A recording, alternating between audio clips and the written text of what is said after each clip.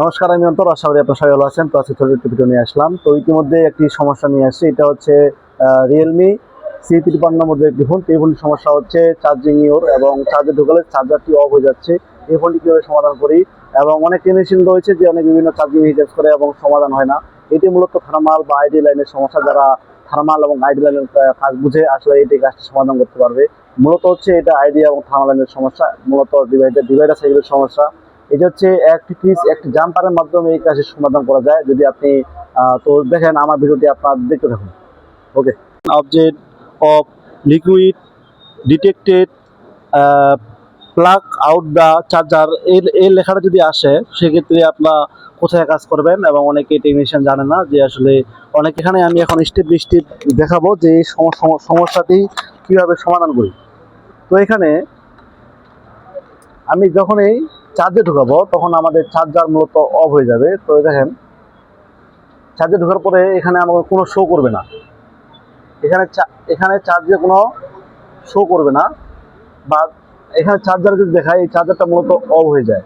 যেহেতু এটা হচ্ছে আমার দামি চার্জার, সেক্ষেত্রে এটা অফ হচ্ছে না, কিন্তু কম দামি যে চার্জারগুলো আছে এগুলো মূলত অফ হয়ে যাবে। তো এখানে দেখেন যে আমার চার্জিং পোর্ট লাগানো আছে। তো চার্জিং পোর্ট লাগানোর পরে এখানে আমাদের কোনো ভোল্টেজ নিচ্ছে না। আর এখানে যেহেতু এটা আমার দামি চার্জার, কম দামি যে চার্জারগুলো রয়েছে এই চার্জারগুলোর মতো অফ হয়ে যায়, এবং চার্জারটা অফ হয়ে যাবে। এই সমস্যাটা যেহেতু পান, সেক্ষেত্রে আপনারা কীভাবে সমাধান করবেন। তো দেখেন, সর্বপ্রথমে এটা সমস্যা হচ্ছে মূলত আইডি থার্মাল লাইন থেকে সমস্যা। তো আমরা এখানে ডায়াগ্রামে দেখব। ডায়াগ্রাম,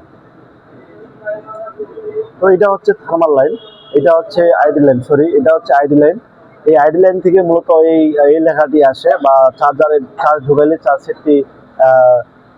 চার্জারটি অফ হয়ে যায়। তো দেখেন, তো এখানে এই যে দুটি রেজিস্টার দেখতে পাচ্ছেন, এটা মূলত একটা ডিভাইডার সার্কিট। এই ডিভাইডার সার্কিট হচ্ছে আইডি লাইনে রয়েছে। তো এখানে যে ভোল্টেজটি রয়েছে 1.8 ভোল্টেজ। এই 1.8 ভোল্টেজ ঠিক আছে কিনা, এবং সেটা আমরা এখন চেকিং দেব। আচ্ছা, এখানে দেখাও, কিসে যাও।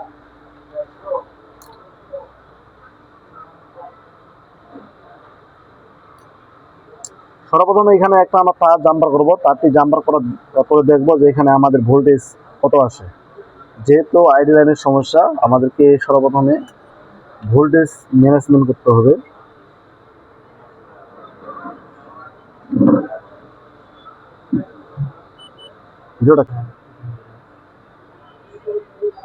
তো এখানে আইডি লাইনে একটা আমি জাম্পার করে দিয়েছি। তো তারপরে আমি এই যে এই তারটি দিয়ে এখন আমি দেখবো, আরে হ্যাঁ, এই তারটিতে আমরা এখন দেখবো চার্জার লাগিয়ে যেখানে কত ভোল্টেজ আছে। চার্জারটি লাগিয়ে দিলাম।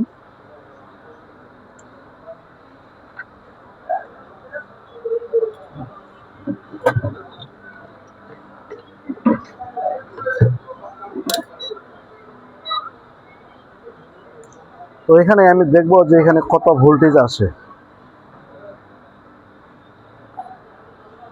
তো এখানে দেখতে পাচ্ছি 0.7, কিন্তু এখানে যে ভোল্টেজটা রয়েছে, এখানে ভোল্টেজটা মূলত 1.8 বা অ্যারাউন্ড আসার কথা ছিল। তো এখানে ভোল্টেজটা খুবই কম দেখতে পাচ্ছি। তো যেহেতু আইডি লাইন, এখানে ভোল্টেজ আমরা কম পাচ্ছি, সেক্ষেত্রে আমরা দেখতে পাচ্ছেন এখানে যে কমা বাড়া হচ্ছে। তো এখানে এই লাইনটি মূলত সমস্যা। এই লাইনটি আমরা একটা জাম্পারের মাধ্যমে সমাধান করে দিব। আপনাদের ভিডিওটি যদি ভালো লাগে অবশ্যই সাথে থাকবেন, এবং আপনার একটি গঠনমূলক কমেন্ট করে যাবেন। তো দেখতে পাচ্ছি এখানে ভোল্টেজটা মূলত আপ ডাউন করতেছে। তো এটা হচ্ছে আইডি লাইন, এই 1.8 ভোল্টেজ। এই 1.8 ভোল্টেজ আমরা এখানে দেখতে পাচ্ছি অনেক জায়গায় চলে গেছে। তো এখানে যদি আমরা এখান থেকে এই রেজিস্টারটা থেকে মূলত ঝামলা। তো এই 1.8 ভোল্টেজ, যেহেতু এটা রেজিস্টারটি আমরা এখানে ড্রেন করে দিচ্ছি, মূলত আমরা এই রেজিস্টারটি আমরা জাম্পার করে দিব। জাম্পার করার পরে দেখবো যে আমাদের কাজটি সমাধান হয় কিনা।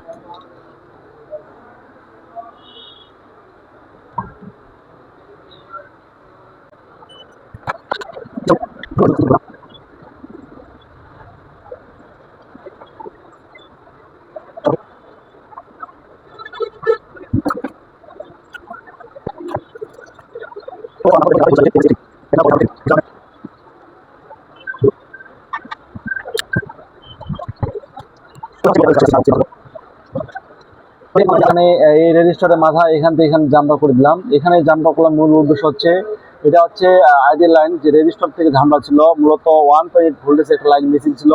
এখানে ভোল্টেজ থাকার কথা 1 ভোল্টেজ, ওই জায়গায় ভোল্টেজ ছিল মাত্র 0.1 ওয়ান ভোল্ট, এরকম এনাদার দেখাইছিল। এই জন্য মূলত আমাদের এই জাম্পারটি করা। এই জাম্পারটি করার পরে দেখবো যে চার্জে লাগা, দেখবো যে সমস্যাটি সমাধান হয় কিনা।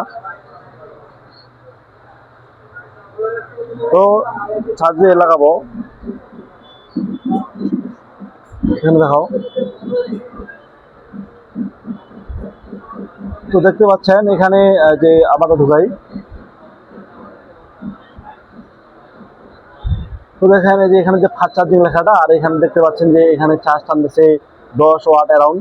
তো দেখতে পাচ্ছেন যে আমাদের মূলত কাজটি সমাধান হয়ে গেছে। অনেকে রয়েছে যে কাজগুলো অনেকে পারে না, আইডি এবং থার্মাল লাইনগুলো কিভাবে যে কাজ করতে হয় আপনারা হয়তো বুঝতে পারছেন। ভিডিওটি ভালো লাগলে অবশ্যই লাইক করতে ভুলবেন না এবং আপনার গঠনগুলো একটু কমেন্ট করে যাবেন। ধন্যবাদ, সবাই ভালো থাকবেন।